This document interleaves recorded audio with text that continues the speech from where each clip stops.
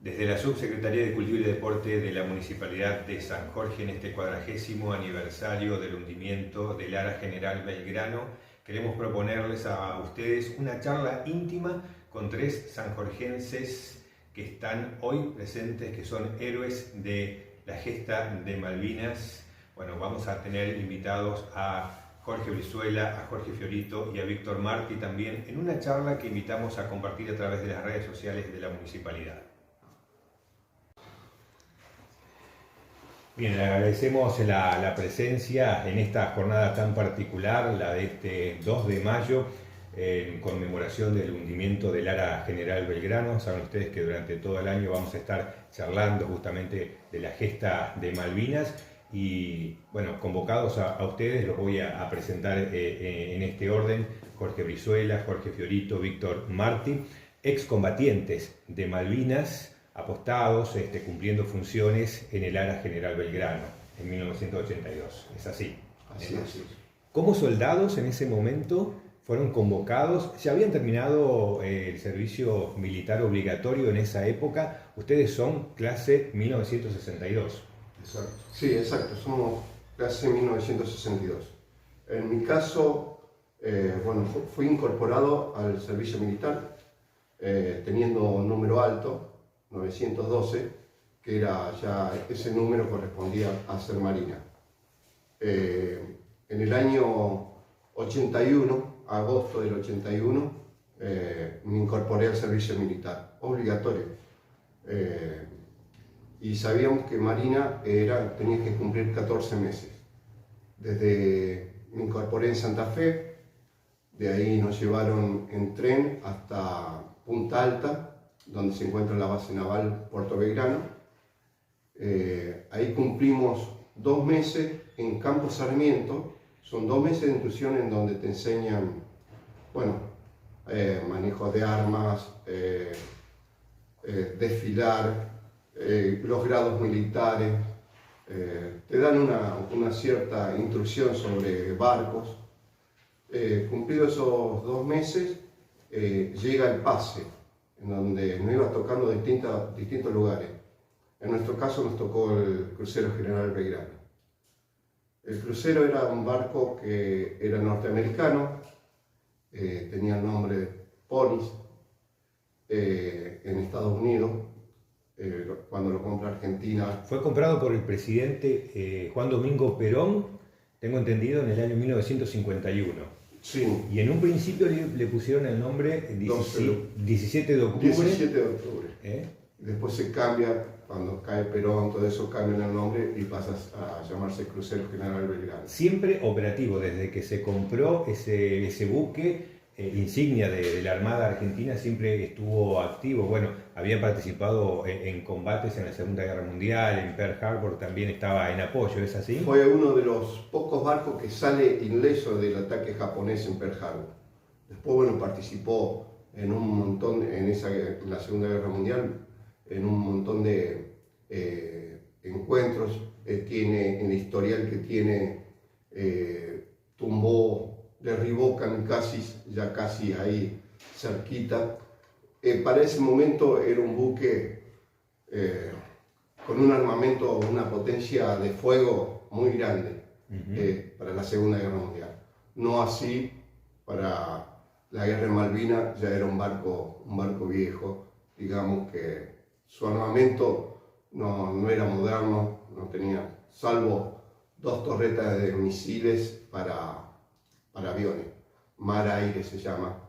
Bueno, lo único que tenía. Después tenía cañones de 6 pulgadas, pero, o sea que para atacar, casi como que teníamos que aproximarnos mucho a la flota inglesa para poder atacar al enemigo. Y previo conflicto de Malvinas, ¿este buque era utilizado para instrucción militar, para instrucción de los conscriptos? Aparte que era no solamente para conflictos. Nosotros antes de la guerra tuvimos un viaje en donde los oficiales de Marina, son guardia marina, los primeros apenas se reciben con el grado de guardia marina, recibían la navegación de bautismo, digamos, arriba del crucero. Claro. Hicimos un par de navegaciones siempre con guardiamarinas recién recibidos. ¿Siempre por mar argentino? Sí, siempre Digo, navegando. No. Nosotros antes habíamos hecho viajes a Ushuaia, en un viaje en donde precisamente iba en guardiamarina, nosotros hicimos Puerto Madryn, después Ushuaia, y volvimos de Ushuaia pensando que ya volvíamos a Puerto, y seguimos y fuimos a parar a Uruguay, Punta del Este. ¿Qué funciones te tocó cumplir en el área General Belgrano? La función normal mía, por haber terminado la escuela técnica y tener un poco de conocimiento sobre tornerías, bueno, apenas subí al buque, vino un suboficial y preguntó si alguien sabía manejar un torno mecánico. Levanté la mano, yo y un conscripto de Rafaela. Entonces nos llevaron a un taller donde había tornería, 2 tornos, y bueno, ese era el trabajo mío. En este caso, Jorge, ¿cómo fue? En el caso mío, sí. Bueno, yo cuando me incorporé al Crucero General Belgrano, pertenecía a la primera división, que era limpieza y pintar el buque, mantenimiento. Y bueno, y pasando los meses, un conscripto se iba de baja y me dijo si quería ser matero para la tripulación. ¿Matero? Matero, para la tripulación. Así que bueno, tomé la decisión de hablar el suboficial que estaba a cargo mío, y tomé la decisión y fui matero, así que hacía mate para la tripulación. Eso está a disposición justamente en todo momento. ¿Cumplían, eran varios que cumplían 8 horas? Yo a la mañana hacía mate de 7 de la mañana hasta las 8, y a la tarde de las 4 de la tarde hasta las 6 de la tarde. Esa era mi función. Bien. Y después los domingos sí hacíamos... ¿Estamos hablando del mate tradicional o del mate cocido? Mate cocido. Mate cocido en taza. Sí. En las tazas del carrito. Del carrito. Y bueno, yo ponía las mamitas, pasaba el colimba y se servía con el cucharón, y bueno, y se iban al comedor. Esa era mi función. Y los domingos hacíamos chocolatada con media luna, pero quedaba muy poco porque los viernes daban la salida tradicional, sí. que se podían ir hasta el lunes, porque era un puesto de trabajo. Claro, sí. Así que quedaba muy poco, bueno, aprovechamos el domingo, hacíamos chocolatada y media luna. Y después el lunes, y ya cuando se incorporaban, hacían la fila y tomaban nombre de los que estaban presentes. Y bueno, esa era mi tarea de buque. Bien. Le voy a preguntar también a Víctor cuál fue la función que le tocó cumplir en ese momento. Bueno, sí, en el caso mío fue distinto que ellos, o sea, porque ellos tuvieron, creo que 6 meses antes incorporados en el buque. Yo fui en comisión al buque. En comisión viene a ser que yo tenía otro destino, y cuando se declaró la guerra y el crucero tuvo las condiciones para poder zarpar, entonces me incorporan al crucero. Bien. O sea que más o menos 20 días antes de que se inicie la guerra, me incorporaron al crucero. En el caso mío, en el crucero, la función que yo cumplía, yo pertenecía a la 9ª división, era artillero. O sea, yo cumplí una guardia de 8 de la mañana a 12 del día y de 20 a 24 horas. El trabajo mío era cargador, o sea, cargaba al cañón de 40 milímetros con balas. Éramos 5, el suboficial era el que estaba al mando del cañón, digamos, para dirigirlo, y 4 colimbas más que cargaban el cañón. O sea, ¿Y eso se cargaba una vez al día? ¿Se retiraba? No, eso era, o sea, en un caso de haber ataque, sí, se hacía. Tuvimos haciendo unas pruebas ahí en la isla de los Estados, como ese, entonces sí, ahí supe lo que era cargar un cañón. O sea, lo hacíamos, pero o sea, en las pruebas se hacían contra la montaña y esas cosas. Entonces, cada uno cargaba su parte, porque como tenía 4 bocas, yo estaba encargado de una boca, el otro amigo otra y así. Y el oficial lo dirigía. El Ara General Belgrano generalmente tenía una tripulación de cuánto, 700, 70... 700, No, o sea, la tripulación completa fue en 1093. 1093 cuando fueron convocados justamente para el conflicto. Exacto. Normalmente eran 700, 700 eran un tripulante, normal. Sí. Y en el momento de que se comienza el conflicto de Malvinas, ahí se llevó más gente. Como incorporar en comisión. Y se elevó la tripulación a 1093 tripulantes. Bien. Se decía que habían estado... Contando que había 2 civiles arriba. 2 civiles que estaban cumpliendo qué función. Eran los cantineros. En el momento de que zarpa el buque ya en conflicto, porque Malvinas se toma el 2 de abril y el crucero estaba en reparación, no puede salir, y salimos recién el 16 de abril, zarpamos rumbo al sur. El comandante le da la opción a estos 2 hermanos, los hermanos Ávilas, de que dejen la cantina. Yo tenía muchos años arriba del barco como cantinero. Porque ellos no les correspondía ir a la guerra porque eran civiles y bueno, iban a hacer un recuento de toda la mercadería, iba a ir personal del buque por ese momento, en ese tiempo, a controlar y atender la cantina, y los hermanos no quisieron abandonar el barco, dejar su puesto. En el momento del ataque hay una historia de esos 2 hermanos. Bien, seguramente ya vamos a llegar a ese punto. Yo quería preguntar que claro, cuando zarpa el Ara ya estábamos en pleno conflicto de Malvinas. ¿Cómo les dan las órdenes? ¿Cómo los anotician a ustedes que tienen que zarpar para esa zona? Cuando tomó Malvinas, cuando al principio que tomaron Malvinas, supimos que había muerto el capitán Giachini. Es como dice Brizuela, el buque estaba en reparación, zarpamos el 16 de abril y bueno, nosotros de noche hacíamos zafarrancho de combate. ¿Que era un simulacro? Era un simulacro. Claro.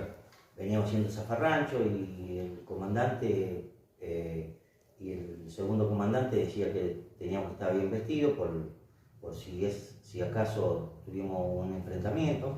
Y bueno, dormíamos vestidos. Y después, durante el día hacíamos práctica, tiraban una luz de bengala, o en la noche también tiraban una luz de bengala y ahí los antiaéreos se probaban para ver cómo andaban las municiones. Y durante el día, en una manga con otro barco, tiramos los cañones circulares.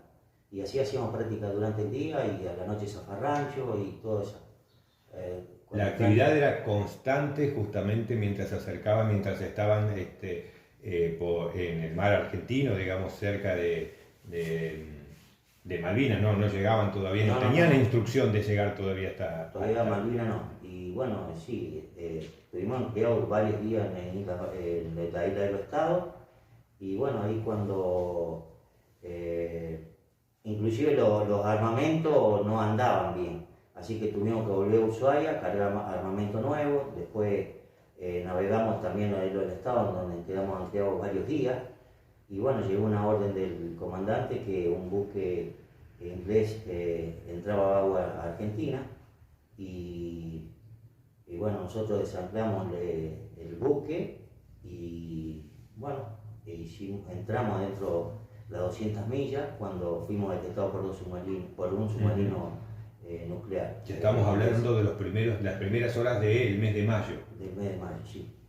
Ahí cuando fuimos detectados. Lo detectaron varias horas, ellos lo venían detectando. Y bueno, cuando salimos a la zona de exclusión, bueno, se ve que la Thatcher dio la orden de tumbar ese buque, porque querían ese buque ellos.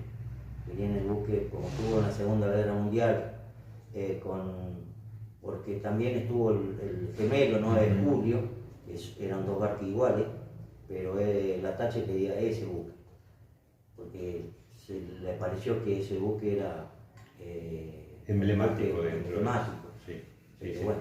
Porque ustedes tenían en principio la orden de llegar justamente como respaldo en el conflicto y después reciben la contraorden de retirarse de la zona de exclusión. La primera función del crucero fue, primero estuvimos en el sur, en Isla de los Estados, y fue de ahí controlar de que no haya un paso de ningún barco inglés a Chile, ni ningún barco chileno Por abastecimiento. para abastecimiento a la flota inglesa. Primero fue eso. Hasta que se recibe la orden de que, bueno, estaba peleando aeronáutica, estaba peleando, ya habían desembarcado ellos y Marina todavía no hacía nada. A pesar de que sabíamos la diferencia que había en poderío, se calculaban 100 barcos ingleses y si nosotros nos poníamos a contar los barcos de guerra argentinos nos llegábamos a 20. Pero bueno, algo tenía que hacer Marina. Y se toma la determinación de que el crucero, con apoyo de dos destructores, Piedrabuena y el Buchar, más un petrolero, van a intentar atacar a la flota inglesa por un lado. La flota inglesa se encontraba más al sur de Malvinas, pero a una distancia en donde ellos podían tranquilamente largar sus aviones, venir con barco, bombardear y volver. Entonces nosotros teníamos que, el crucero con los dos destructores, ir por un lado y por el otro lado de Malvinas iba el portaaviones con otros dos barcos de apoyo. La misión o la idea era que llegara a una determinada distancia de la flota, el portaaviones largaba los aviones para hacer el momento de distracción en la flota, para que nosotros podamos llegar. Que iba a ser algo casi imposible, no creo que hubiéramos podido llegar. Pasó algo insólito en donde el sur es siempre de viento, mal agitado continuamente, y el portaaviones tiene que, para largar sus aviones, necesita una cierta cantidad de viento. Entonces se posiciona para que los aviones... Bueno, ese día fue un día calmo. Nosotros habíamos entrado en un puesto de combate cerca de las 4 de la mañana. A las 11:30, eso lo supimos por supuesto después. En ese momento nosotros sabíamos que habíamos entrado por el comentario y todo, que habíamos entrado dentro de la zona de exclusión, todo. Bien no sabíamos cuál era la misión. Cuando decimos zona de exclusión, decimos dentro de la zona de conflicto. Claro, las 200 millas que habían puesto alrededor de Malvinas los ingleses, que dijeron que toda nave o avión argentino iba a ser atacado. Claro, en esa zona. En esa zona. Bueno, nosotros habíamos entrado en esa zona. ¿Cómo colimba? No sabés. Eso lo vas sabiendo después qué pasó. Pero fue esa la idea. Al no haber viento, ese día fue un día calmo. El portaaviones no puede largar de sus aviones, entonces se anula todo eso y volvemos ponemos rumbo otra vez para costas argentinas y bueno, ahí nos encuentra el submarino, ya fuera de la zona de exclusión. Que ya lo venía detectando por debajo del mar, ya sabíamos. Ya nos habían ubicado. Ellos sabían todo el movimiento de todos, por los satélites norteamericanos, ellos sabían cuando despegaban. Por la gran flota que también tenían todos.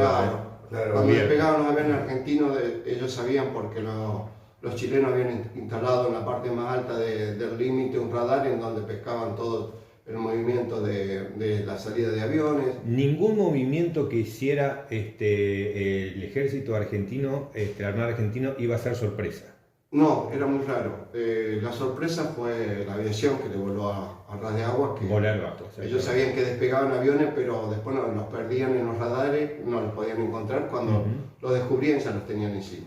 Que fue el daño que le hizo Argentina, le hizo un daño. Si si vos hoy en día te pones a leer y todo, económicamente Argentina ganó, porque Argentina perdió un barco viejo y todo eso, pero ellos perdieron barcos, fragatas que valían millones de dólares.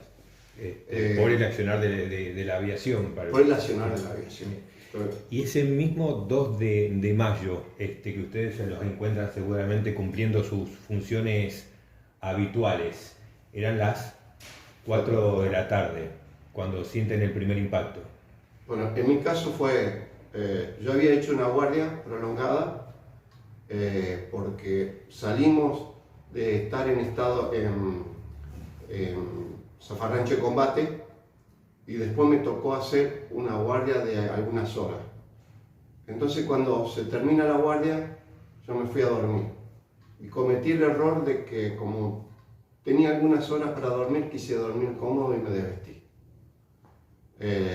Dormí en la tercera cucheta y el primer torpedo me hizo pegar con la cucheta de arriba y cuando quiero reaccionar enseguida, en cuestiones de segundos, viene el segundo torpedo y ahí me tumba.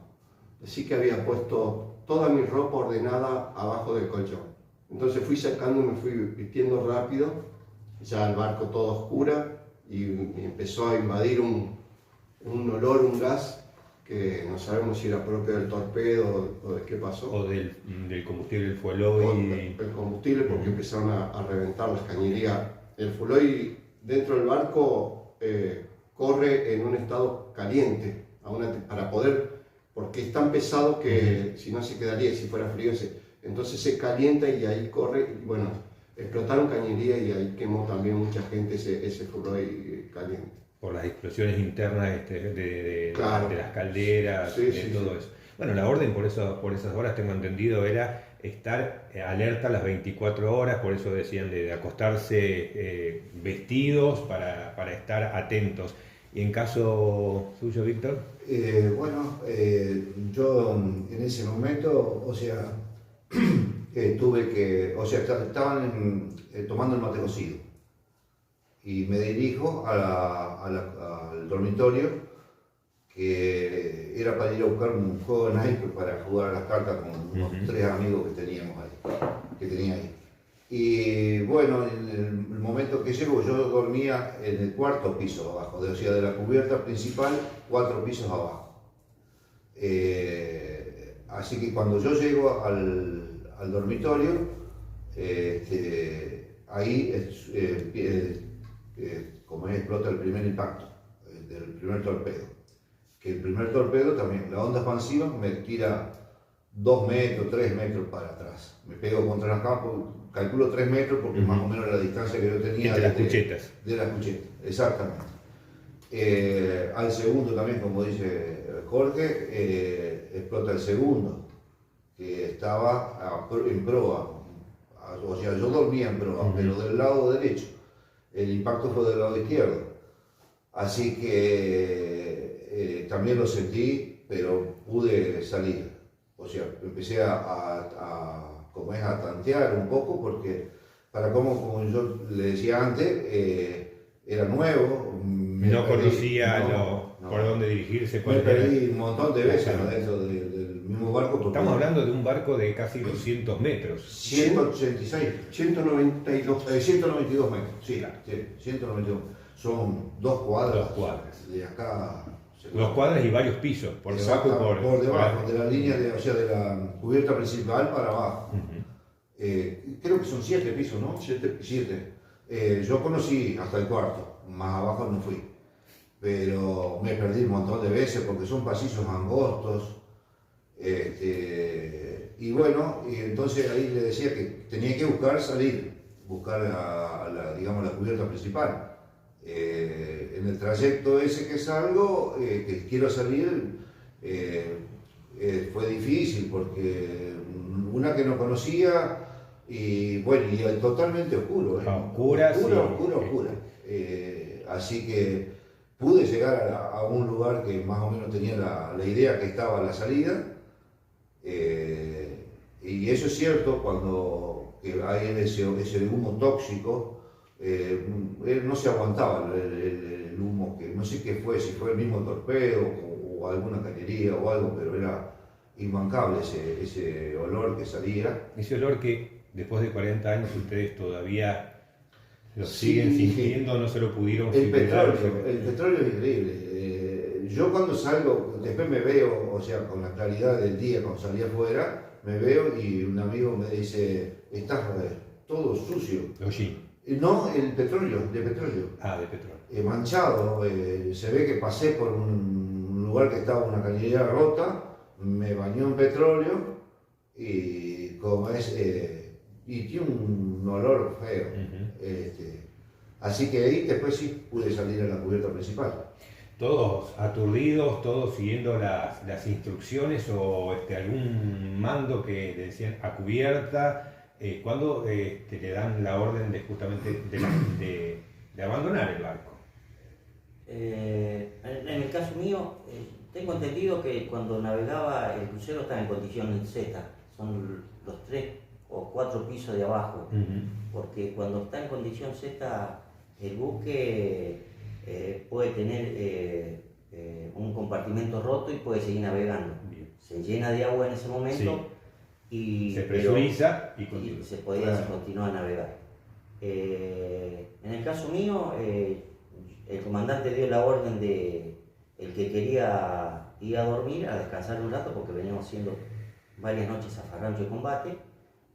Yo opté para ir a dormir y me levantaba a las 4 de la tarde para hacer el mate de la tripulación, como le decía. Bueno, terminé dándole el mate a la tripulación y un compañero acá de Cerodino estaba tomando mate en bombilla porque el buque tiene tres lugares para tomar mate, 3 comedores. Un comedor grande, uno de estribor y uno de babor. Y en el de babor yo iba al comedor grande porque ahí jugaban las cartas, disfrutaban. Y cuando quise meterme estaba lleno. Y un vago acá de Cerodino dice, Fiorito, dice, veníamos a tomar mate en bombilla. Bueno, tomamos mate en bombilla y hablamos ahí sobre la situación que veníamos haciendo ese zafarrancho de combate. Dice, viste el frío que hacia afuera, me decía el cansancio. Y no terminamos de decir eso, que se sentimos 2 explosiones.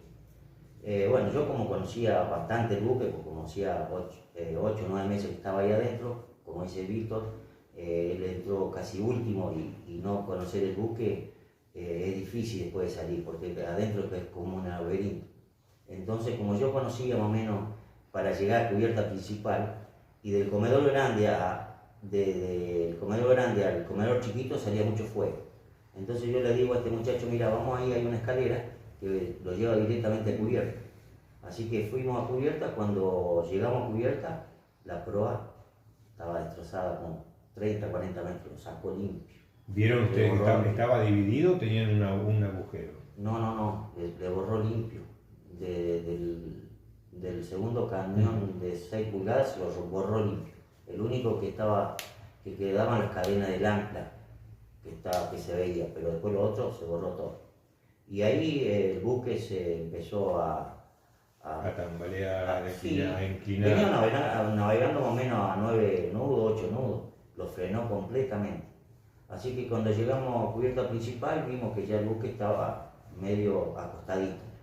Y ahí, bueno, como venía haciendo zafarrancho de combate toda esa noche y después cada uno tenía su decisión de balsa, cada 20 grupos tenía una balsa. Eso ya estaba estipulado sí. cuál era la balsa que le correspondía. Exacto. Así que fui a mi balsa, cuando llegué éramos 3 o 4. ¿Qué capacidad tenía cada balsa? 20 personas. Para 20 personas.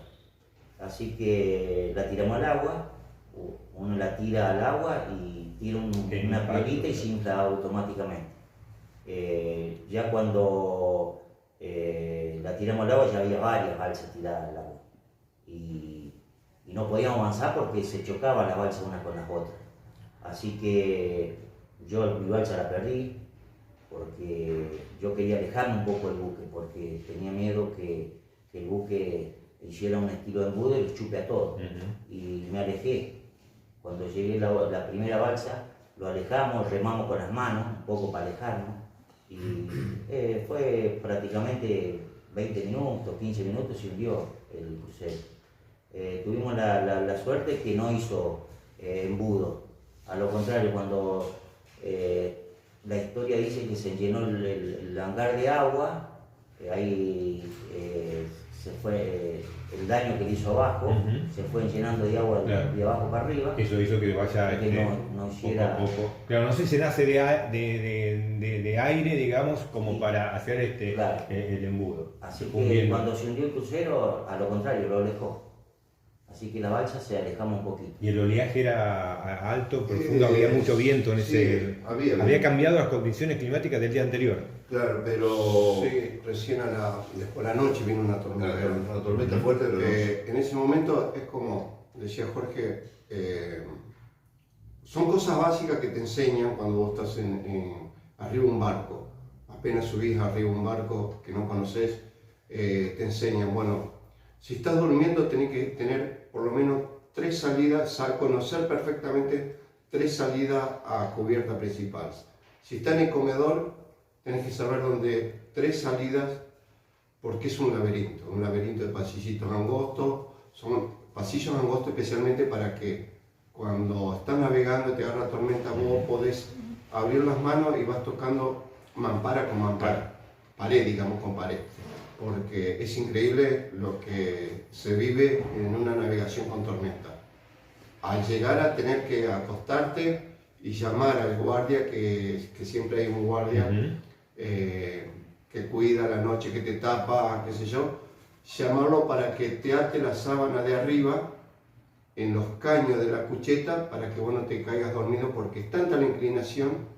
Hay veces que íbamos caminando y vos no te das cuenta, pero vos ves al que viene de frente, que vos vas caminando un pie sobre la pared y el otro sobre el piso, de cómo se inclinó el barco. claro. Entonces vas con las manos abiertas y así te vas manteniendo y podés. Esas son una de las cosas de las salidas que te enseñaban en caso de que se hunde el barco. Y para poder abandonar y llegar a la cubierta principal. Y otra de las cosas que siempre nos recalcaban es que había que alejarse, la balsa se tenía que alejar 200 metros porque la succión que iba a hacer tragaba todo lo que hay 200 metros, lo llevaba junto con el barco. El crucero fue tan noble que yo, cuando se hunde, yo estaría 7 metros, 10 metros del crucero, pero en vez de, dicen que hace succión cuando se hunde de punta, digamos, de proa o de popa, se hunde parado y ahí gira. El crucero se acostó, se fue acostando lentamente, a pesar de que era un barco grande y que tendría que haber tardado más en hundirse, tardó 45 minutos en hundirse. Y se fue acostando del lado derecho, del lado izquierdo. Del lado izquierdo se fue acostando despacito. Era tanto que nos habían inculcado de que nos iba a tragar, sí, que yo lo veo, estoy a 10 metros. Está bien, como ese monstruo se va perdiendo. Tratando de remar con una paletita que había arriba de la balsa, que no ibas a ir a ningún lado, en el mar esa paletita. Así que la tiré a la paleta al agua y bueno, me agarré la cabeza, pensando que nos tragaba. Y siento como que algo como que empuja la balsa así, que pega. Cuando volvemos a reaccionar, creo que nos habrá sacado los 200 metros, eso que nosotros necesitamos. Cuando se hundió nos sacó. Hizo el oleaje justamente. Porque yo miraba y veía cosas que se desprendían del barco que se iba hundiendo y salían y tomaban una altura, es como que agarran una pelotita en el agua, ¿viste? Y la soltás. Sí. Bueno, eso pasaba con un montón de cosas que se iban desprendiendo y salían, entonces vos tomabas la dimensión de lo que nos había separado el barco en el momento ese. Hasta en eso fue enorme. ¿Cuántas horas posteriores tuvieron en esa situación hasta que fueron detectados por los que los estaban buscando? No sé si pudieron tirar bengalas. Son distintos, tenemos distintos horarios. Yo en mi caso tuve 36 horas ahí arriba.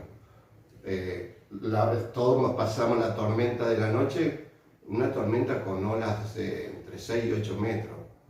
El frío que no se aguantaba. Al principio fue un grupo grande de balsas. El hecho del barco de inclinarse, en el caso de ellos, les tocó tirarse del lado en donde estaba más bajito.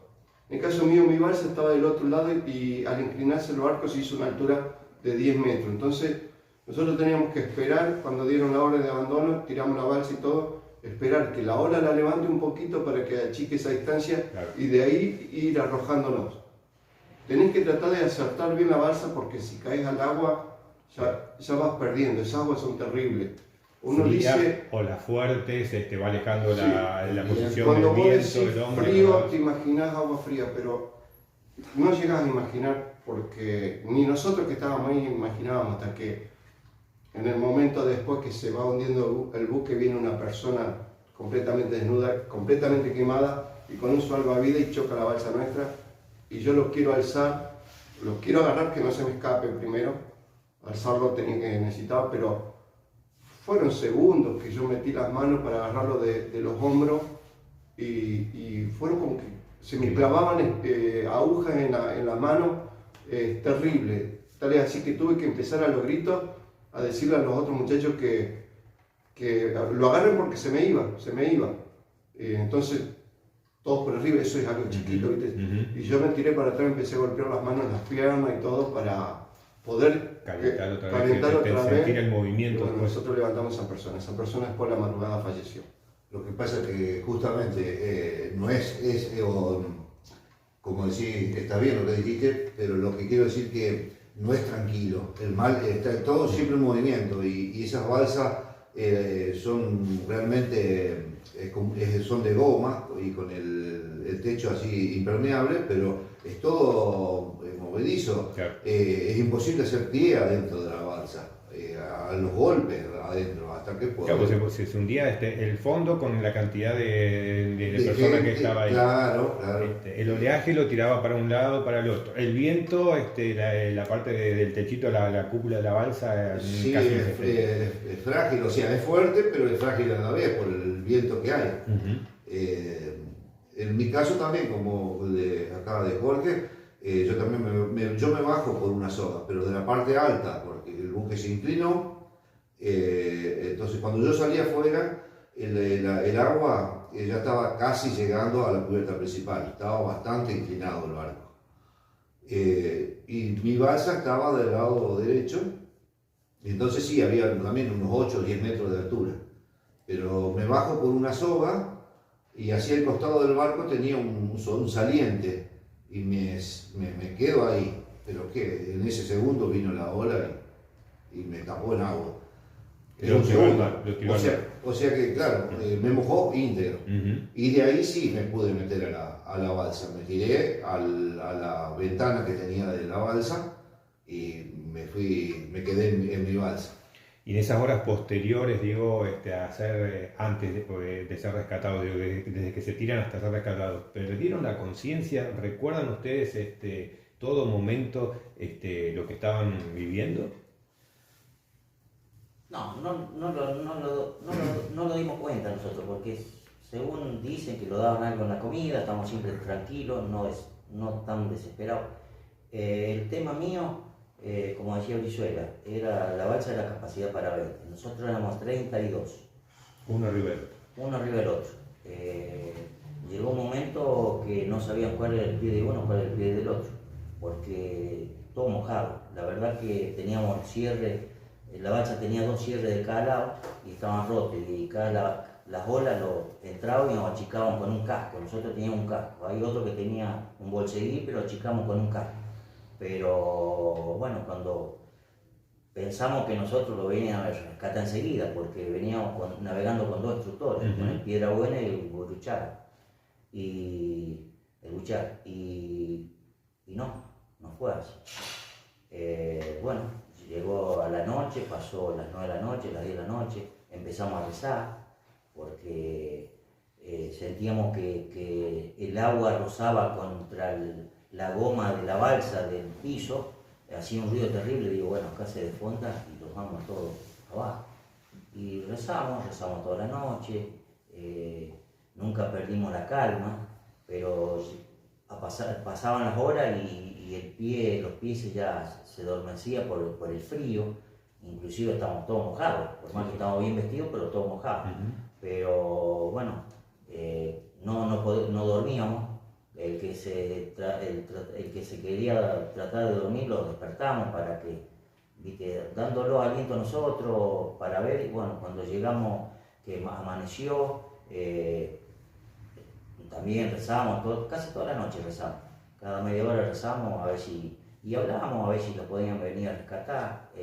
Al otro día a las 11 de la mañana un avión de reconocimiento que volaba altísimo. Nosotros teníamos una luz de bengala, que la única que estaba en un nylon que estaba seca, la tiramos, y bueno, yo pensaba, bueno, lo van a venir a rescatar, pero hizo un vuelo ahí arriba y se fue el avión. Y bueno, ahí quedamos a la deriva de vuelta y bueno, esperamos.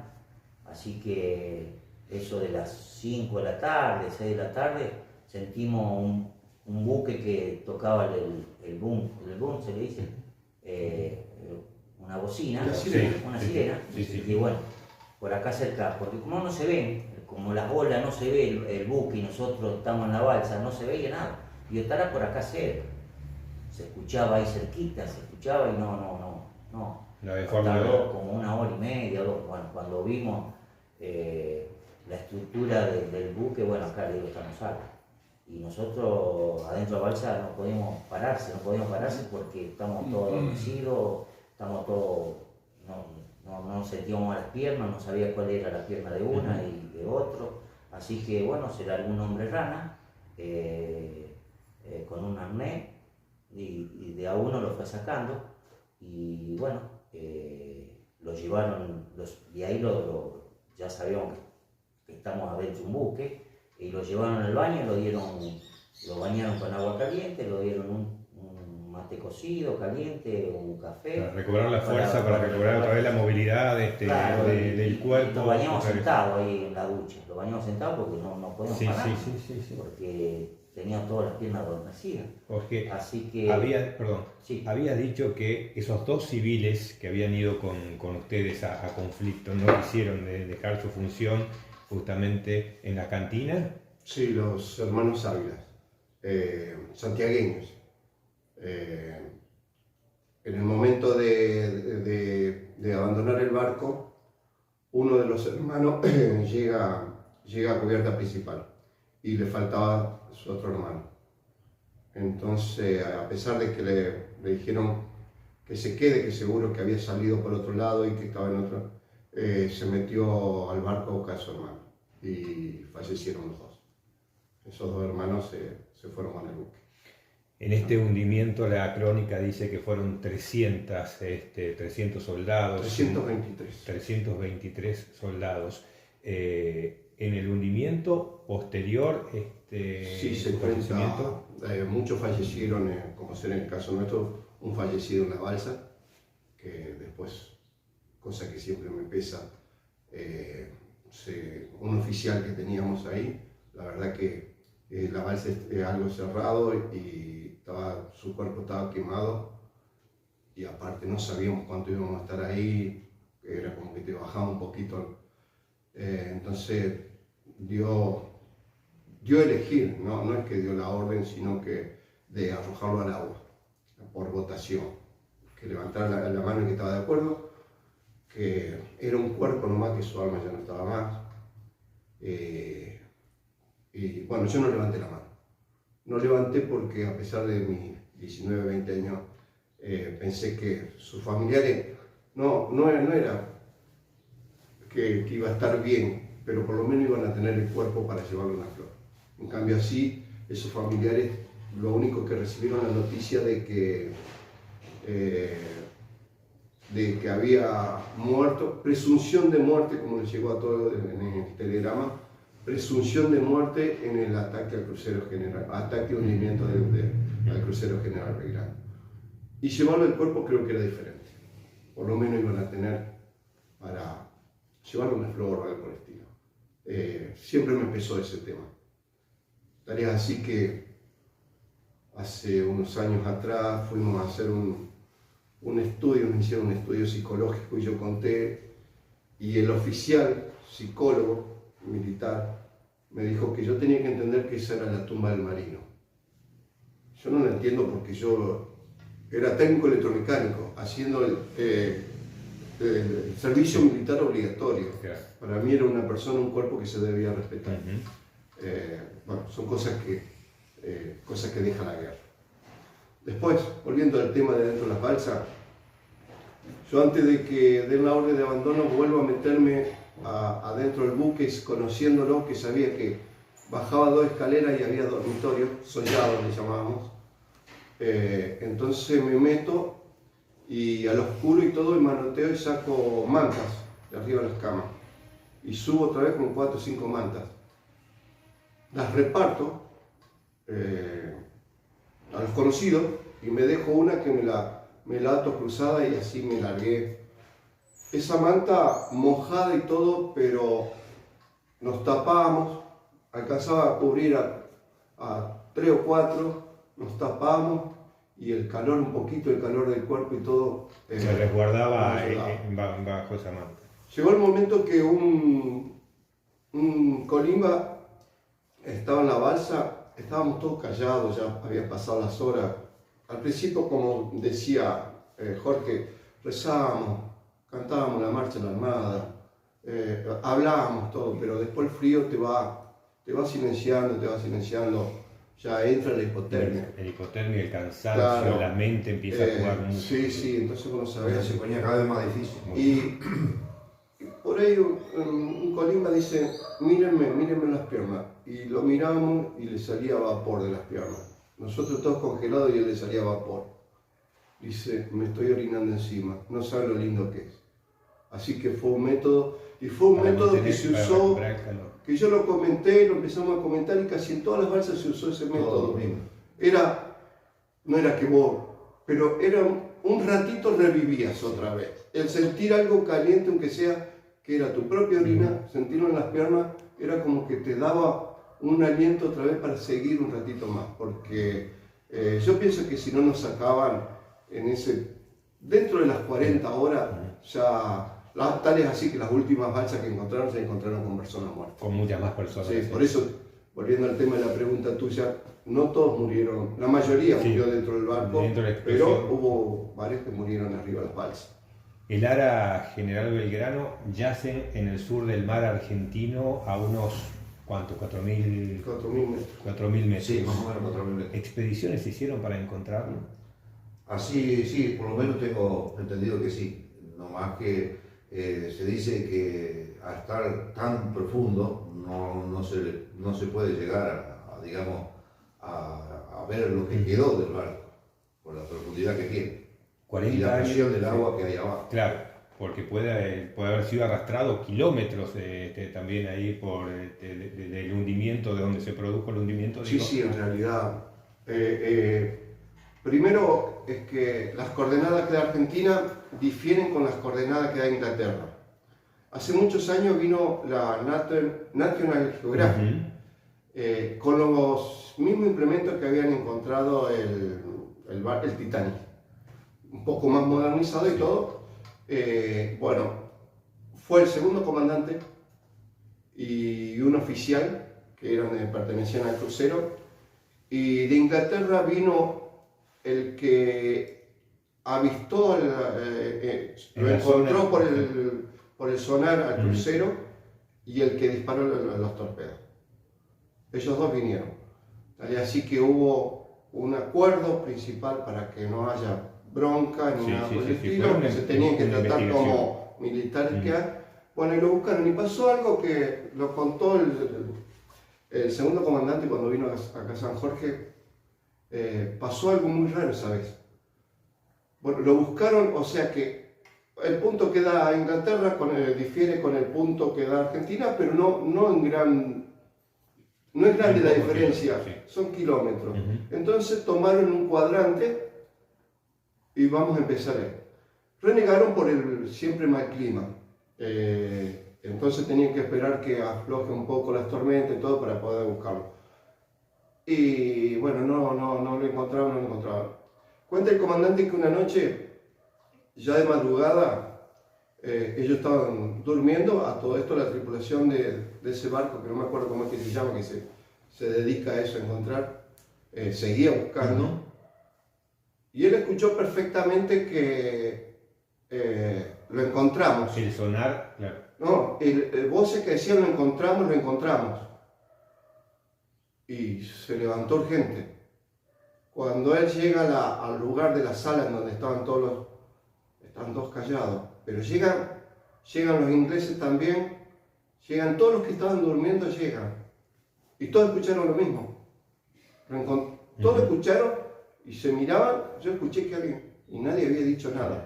Fue como dice, no sé explicarlo qué pasó, pero fue algo dijo que en esa zona estaba. como que en esa algo. zona estaba. Sí. Lamentablemente tenían 10 días creo para encontrarlo y después por el costo monetario y todo, si no lo encontraban dentro de esos 10 días, abandonaron, no lo pudieron encontrar y tuvieron que abandonar la búsqueda. Bueno, hoy Pero está. pasó eso, Sí. eso rarísimo que fue algo en Y donde todos sintieron ese. todos, tanto los Sí. dos ingleses como los argentinos y como el resto de los que estaban ahí, se levantaron todos y fueron a la sala esa donde Escucharon que habían todos estado escucharon que lo habían encontrado. en el fondo del mar. Yo quiero agradecerles el tiempo, la predisposición, pero me gustaría hacerles una pregunta 40 años después. ¿Posibilidad de volver al sur tuvieron de la idea, el afán de estar en territorio de Malvinas? ¿Pudieron lograrlo? ¿Se les pasó por la cabeza? ¿Es algo que todavía lo están procesando? Mira, primero, años atrás se hacía la expedición, el viaje para cerca del 2 de mayo, al lugar donde se había hundido el barco. Dios está en todos lados, pero manda en Buenos Aires. Entonces nosotros nos anotábamos y nunca tuvimos lugar, nunca pude llegar. Y después sí, estuve averiguando porque quería ir a Malvinas. Yo me conformaba con estar un ratito, ir al cementerio de Darwin, rendirle un homenaje, rezar a los compañeros que si bien no eran los nuestros, están en un lugar donde no podemos ni tirar una flor, llevarle una flor porque están en el fondo del mar.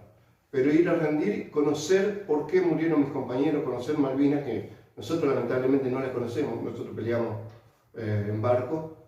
Y bueno, estuve averiguando y todo, tenía que ir a Chile, ir con pasaporte chileno, y no me aseguraban de que ese día, en ese viaje que primero se conocía todo el sur y después Malvinas, que era un solo día, que era lo que yo quería, no me aseguraban de que iban a Malvinas.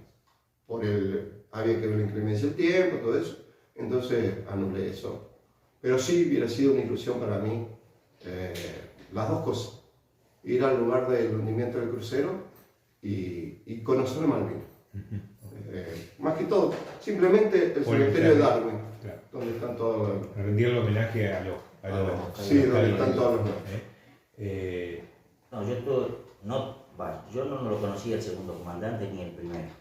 A los 25 años tuvimos la dicha de conocernos.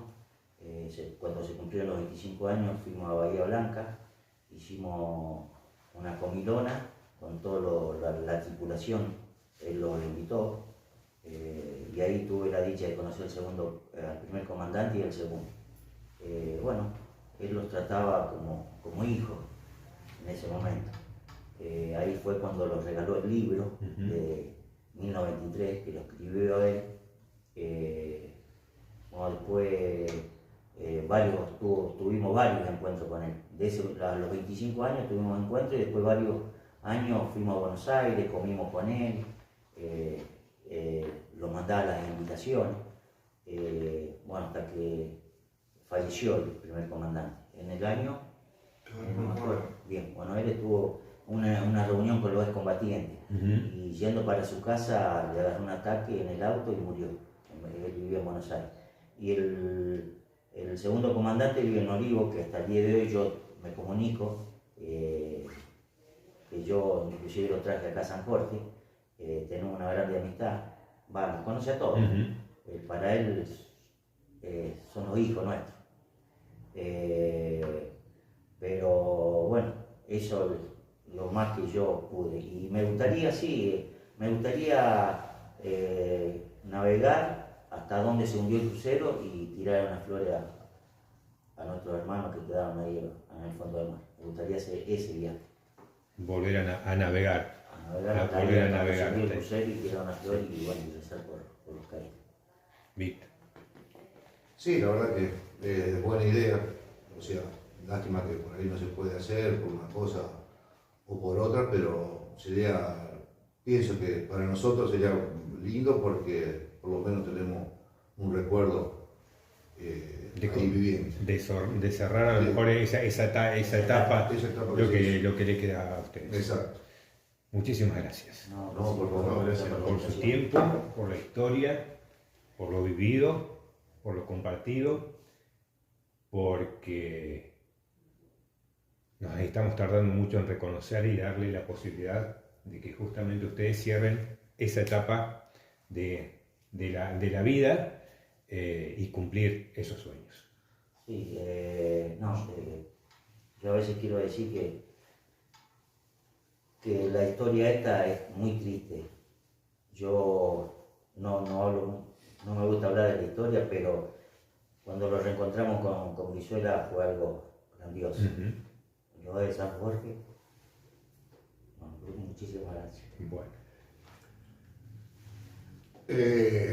Hace poquito tuvimos una charla en Pellegrini donde se inauguró un mural y fuimos invitados. Todos los excombatientes del departamento de San Martín. Y también nos tocó hablar.